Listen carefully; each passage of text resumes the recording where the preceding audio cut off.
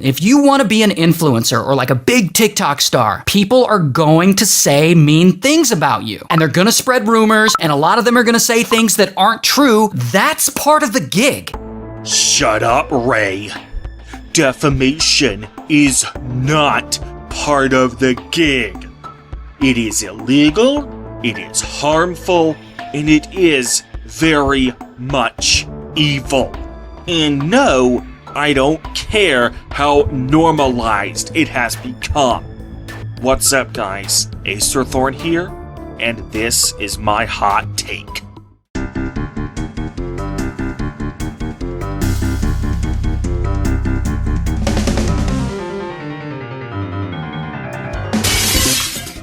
Alright, so let's, first I'm gonna just discuss the main story before we get underway, just so that everybody is up to speed on just what exactly is the problem here.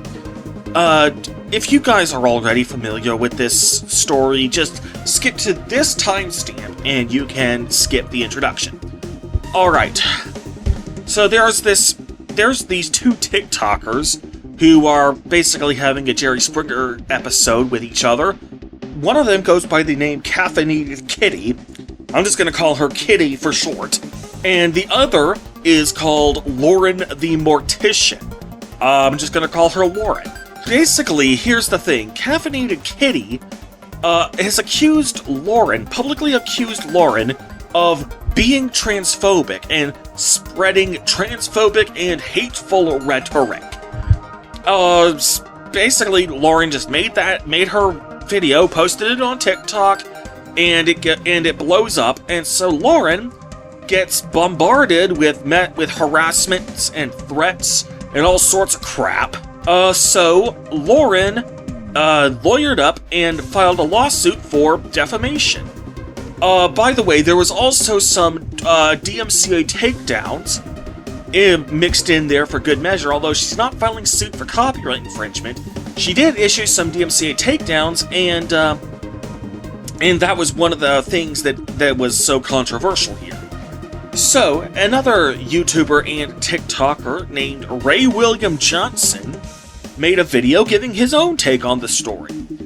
In this video, he called Caffeinated Kitty as just Kitty, but strangely enough, he also just decided to call Lauren the Mortician as just Dead Body Lady.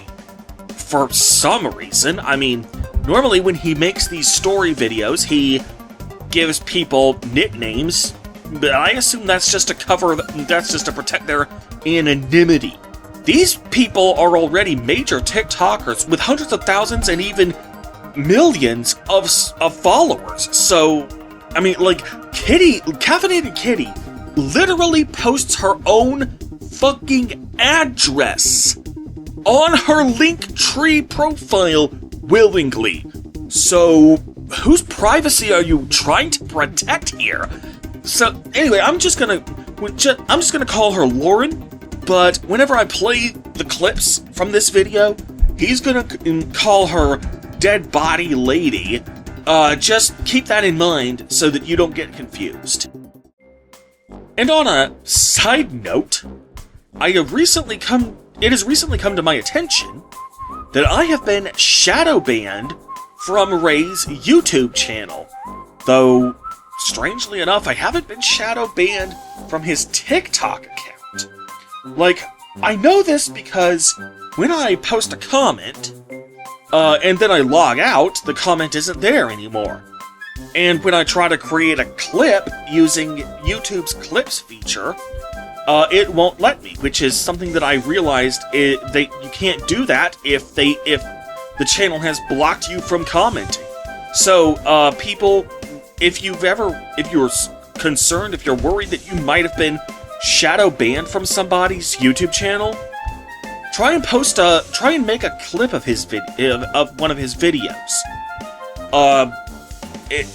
If you're worried that your comment not showing up might just be due to a glitch, try to make a clip.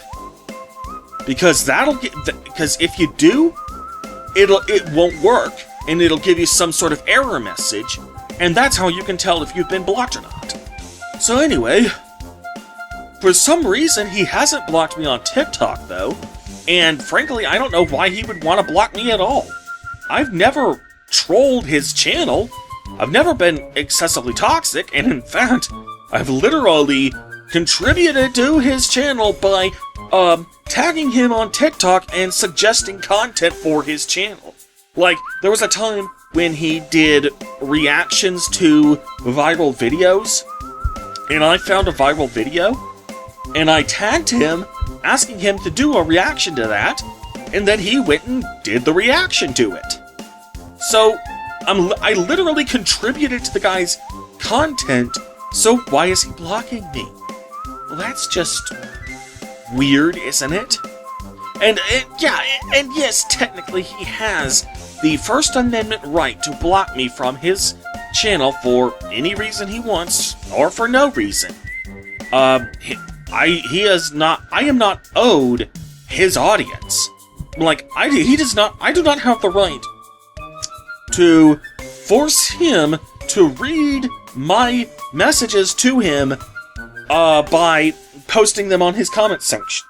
That, if I tried to force him to do that, that would be a captive audience, and that is very much an exception to the First Amendment.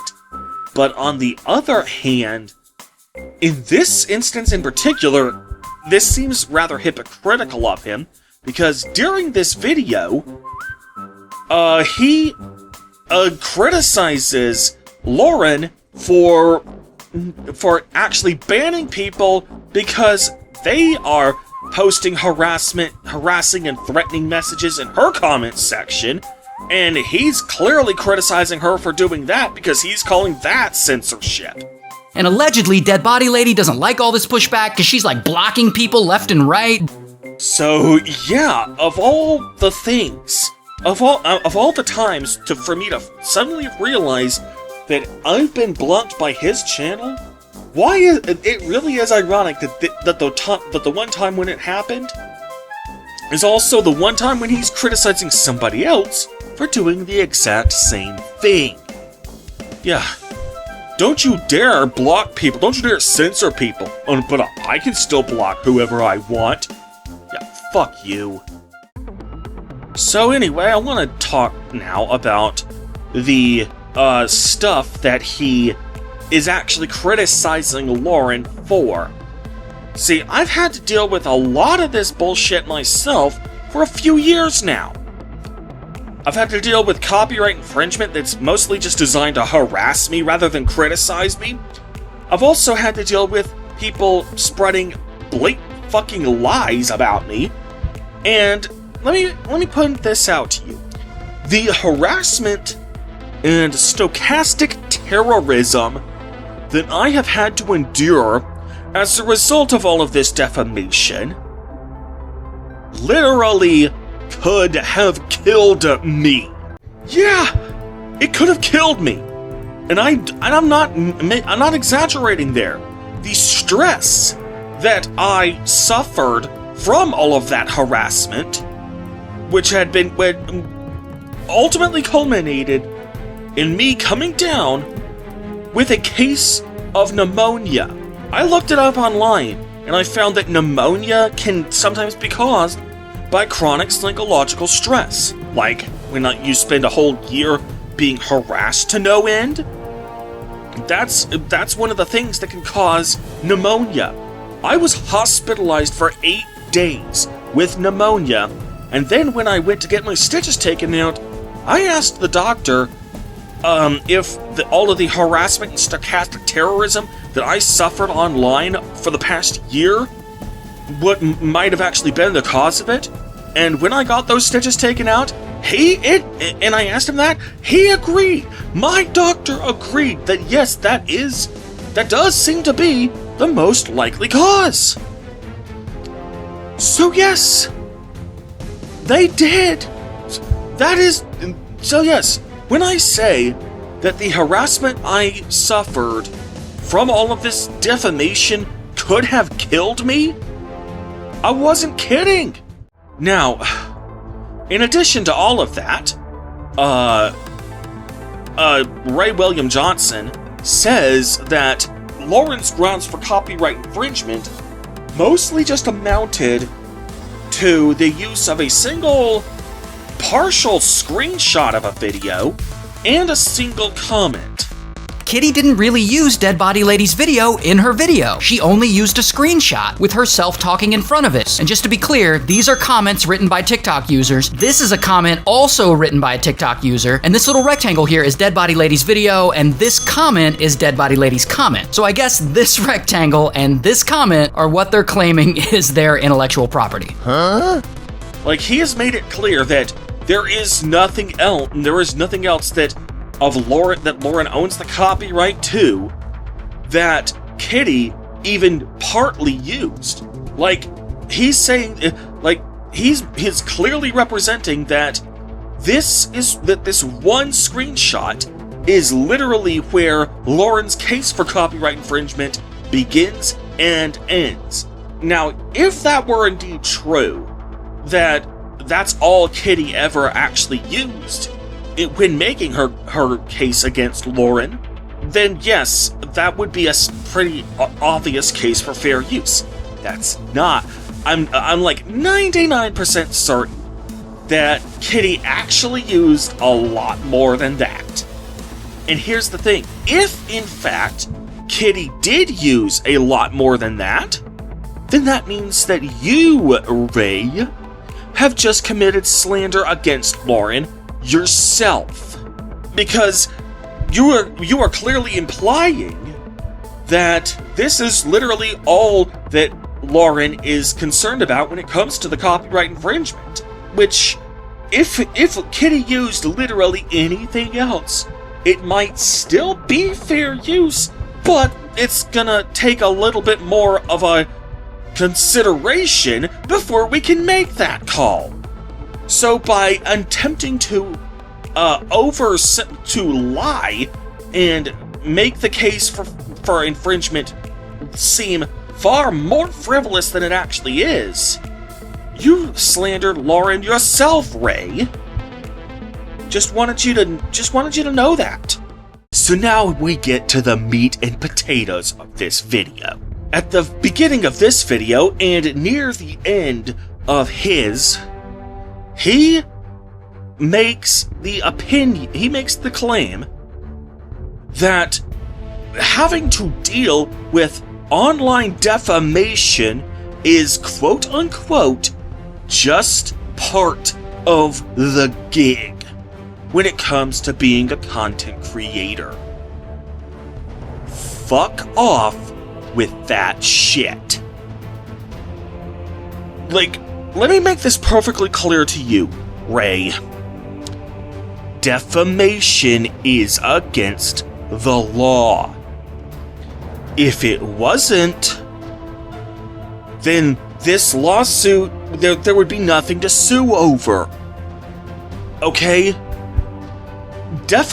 As long as the statements of fact, as long as Kitty made a statement of fact, that is to say that Lauren is spewing transphobic and hateful rhetoric. And that is a statement of fact, Lauren either said those things or she didn't. And if she didn't, then that is defamation, and that is illegal. Now, that being said, are you basically saying that that even if Lauren has a legal right to recover for defamation, you're saying that Lauren nevertheless has an ethical, albeit non-legal, obligation to just shut up, bend over, and take all of this harassment, doxing, and stochastic terrorism up the ass, simply because it's quote-unquote part of the gig? No. Just no. Go to hell. This might be quote-unquote normal, but it is only normal because people like this jackass are normalizing it. Okay, it's only normal because you're normalizing it. Let me put this to you. Let me put this in ways that you can understand. Okay, let's say you start a business. Let's say you start up a modest little convenience store. It is going to be a foregone conclusion that some people are going to try and shoplift from that store. Obviously, you and your employees are going to need to keep an eye out for shoplifters, or at the very least, you're going to need to hire a security team to keep an eye out for shoplifters for you. Well, imagine if instead of not just keeping an eye out for shoplifters, people suddenly argued that you had an ethical duty, even though you legally had every right to prosecute shoplifters, get them arrested for theft, sue them for the tort of conversion. Those are all perfectly within your legal rights, if you can prove that they shoplifted from you. But imagine if people not only... that even if you were legally in the right for doing that, people nevertheless argued that you have an ethical duty to just put up with the shoplifting, to just let them shoplift from you, just because that's quote-unquote part of the gig. Fuck you! No! That is fucking ridiculous! Well, here, yeah, cyber defamation might be inevitable for online content creators, but that does not mean we have an ethical or legal obligation to just not stand up for ourselves when it happens. In both of those hypothetical situations, both actions are way illegal. Both actions cause very real, tangible harm. Like I said, I could have died from all the defamation. I literally could have died. And the only difference between the two is that one is arbitrarily normalized and apologists actually think that it's okay, whereas the other is universally despised both legally and ethically. But that's literally the only difference. I certainly see no good reason why one should be arbitrarily normalized and the other shouldn't. If anybody has an argument as to why shoplifting deserves to not be normalized, but cyber defamation somehow ethically does deserve it, by all means, post a comment. I doubt you'll convince me, but I will hear you out. But aside from... that is literally just the only difference. Alright? You know, and speaking of all the harm that is caused by cyber defamation, I'd like to read this little excerpt from Lauren's lawyer's cover letter. Because this basically just speaks volumes to me. Alright, here we go. This question needs to be answered. Why does the public turn to destruction and harm when exposed to a one-sided narrative laden with falsehoods? Some creators intentionally post content to incite a collective anger that they know will manifest into an angry mob who become destructive without ever knowing the facts. The trend of people forming angry mobs without fact-checking underscores serious issues in online human interactions. Oh, hell yes. Thank you for saying what needed to be said. So, we now turn away from the ethical dispute, and we now dive into the legalities of it. So, basically, I will concede to this one narrow thing. If Kitty actually told the truth about Lauren, if Kitty really was correct when she said that Lauren is transphobic, and Lauren is suing for it anyway, then yeah, it does look like she's, like Lauren would be, just trying to stop Kitty from saying mean things about her. But is that really true, though? I highly doubt it. Okay, let me put it this, like, Kitty calls Lauren transphobic. From my understanding, Kitty never actually provided any real details about what exactly Lauren did or said that was so transphobic. Now, Ray here says that Kitty had receipts. Yeah, but no details are provided. Like, even when Ray is covering that part of the controversy, the only screenshot that he shows is Kitty showing off the people who are following Lauren. So Kitty makes a TikTok, and in that TikTok, she accuses Dead Body Lady of being transphobic, and she shows receipts. Oh yeah, that's really gonna portray Lauren as transphobic. Oh yeah, because heaven forbid, does that, like, do we even have any proof that those followers are transphobic themselves?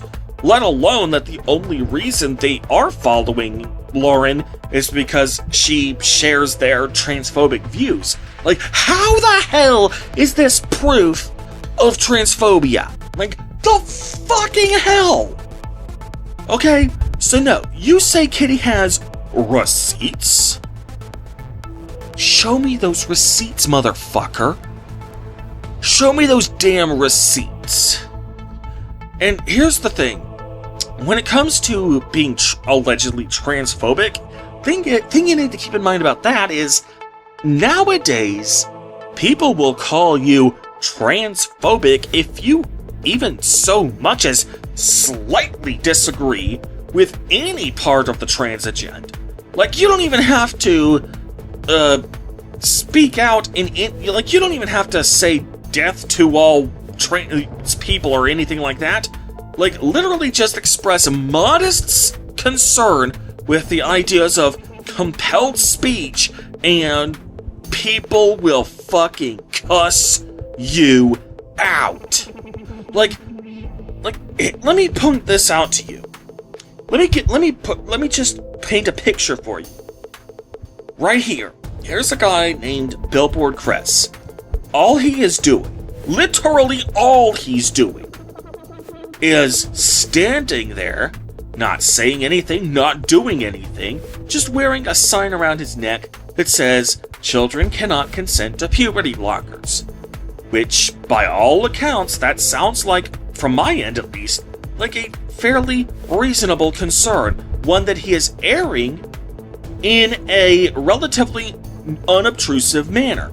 Just watch the treatment that he gets, and tell me that this isn't the behavior of a psychotic lunatic. Alright? Here, check this out. You suck, fuck you, you're not wanted, fuck you, you're a fucking idiot, you're a fucking idiot. I don't know what to say. I guess these police officers are mostly indoctrinated as well. Everyone here, they're afraid of the mob. Because you're a fucking idiot. I think they're afraid that if they do anything to actually keep law and order, that they'll end up being on the end of this verbal abuse. So it's just cowardice from everybody all around. People probably want to know, how do you keep your composure? Fuck you! What's that? How do you keep your composure? Fuck you! Fuck you! Fuck you! Nothing. Fuck you! Fuck you! Fuck you! Fuck you! Fuck you! Fuck you! Fuck you! Fuck you! Fuck you! Oh my god. I'm sorry, but who's the one who's just filled with hate right now? The only hate I'm seeing is coming from the cross-dresser here. Alright? No, fuck that. That is just how... So that gives you an indication of just how trigger-happy the left has gotten when it comes to slapping the label of transphobic onto anyone they don't like at the slightest disagreement. Okay, so unless Kitty has some genuinely transphobic stuff to share with us, I'm not convinced that Lauren is transphobic. Alright? And here's an interesting point. I've been itching for a chance to use this clip for a while now. It's from a Reddit post. It's from one of my Reddit posts. And I actually took a video clip back when it was still fresh, because I knew that that there's going to be a time element to this. And because Reddit doesn't give exact timestamps for its post, it only tells you how many weeks or months ago it was. So I knew if I could sense that this was going to come in handy at some point. So I had to make my own video clip of it just to preserve it. And this is the first chance that I've got to use it. Yay! Anyway, so basically I was bitching on Reddit about how people need to provide their own damn sources when they make claims online, which is a rather pertinent discussion for this video, especially. And I criticized when I actually used J.K. Rowling's allegedly transphobic tweets as an example of how some people will just make a bold claim, provide zero evidence for it, and then when they get called out for their lack of evidence, they'll just say, "Oh, well, you obviously didn't do a very good job of Googling it." So somebody came onto that thread, and he attempted to show me this proof of Rowling's transphobia that I had complained that there was none. Now, as you can see, at the time that I was recording, the time that I recorded this and preserved it, this guy's post, this guy's comment, was 2 hours ago. And that means, bear in mind that one of the things that he showed me was a YouTube video that was about 2 hours long.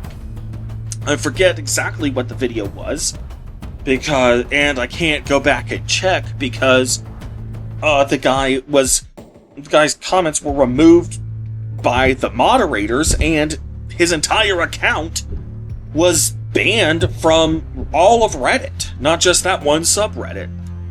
So basically, that was 2 hours ago. He had given me a 2-hour video to watch, and he had also given me a bunch of other things to look at. Basically, I'm going back and forth with him. I'm responding piecemeal to the evidence that he has provided. Like, I addressed one of Rowling's allegedly transphobic tweets and explained how I could personally consider that tweet to be far more misandrist than transphobic, but basically I still responded substantively to the evidence that was presented to me. I'm trying to get an actual discussion going. This motherfucker just decides, like, it's obvious you're never gonna be convinced that she's transphobic. Like, you're not even gonna watch the evidence that I provided. Motherfucker. The 2-hour video alone. Bear in mind that at the time that happened, at the time of that writing, even if I had dropped everything I was doing at the moment to binge through all of this evidence, it would have been I barely would have been able to finish that one video, and I still wouldn't have been able to go through all the evidence.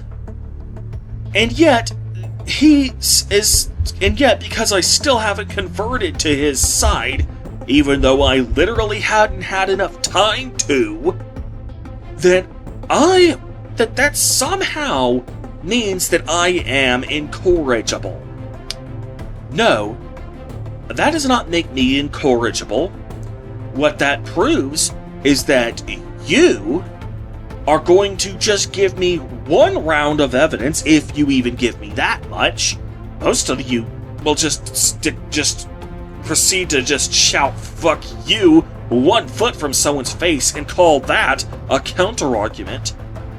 But no, you're gonna, if you give me any evidence at all, what you're gonna do is you're gonna just give me a 1 round of evidence, and if I don't immediately take that as gospel and convert immediately to your side without any questioning, then I am incorrigible. Motherfucker, that's not how it works. Now, and that's not even considering the fact that, as I've already said, I literally hadn't had time to go through all the evidence. Even if I dropped everything that I was doing at that moment in order to binge through all the evidence, which I wasn't going to do. Alright. So going back to the original topic of this video. Did Kitty defame Lauren? Based on my understanding of the lawsuit, and to be clear, I haven't read the whole 40-page complaint cover to cover, so this could just be... So I could just be mistaken, but based on what I know about the lawsuit, did Kitty actually defame Lauren? It mostly boils down to, Kitty clearly said that Lauren was transphobic. That much is established. So the question is, did Kitty tell the truth when she said that Lauren was transphobic? From my experience, it seems highly unlikely that Kitty will that Lauren is actually transphobic, and instead that Kitty is just doing what the leftists constantly do, which is just slap that label onto literally anyone and everyone that they don't like at the slightest convenience. So, did Kitty defame Lauren? I would say probably. Admittedly, I haven't seen any of the... Admittedly, I don't know all of the facts, but given what I do know and what I have personally experienced regarding being labeled a transphobe, then it's... I would not be the least bit surprised if this ended up being just another by-the-numbers case of being called a transphobe simply because you expressed an opinion that someone else doesn't like. So, Ray William Johnson, you need to shut the hell up. There is nothing that is just part of the gig when it comes to cyber defamation. It harms people and it needs to be stamped the fuck out. And no, I don't give a shit how commonplace it is. That only creates more reason, not less, for why we need to start taking it seriously. And with that, I bid you all adieu. Acerthorn out. Peace.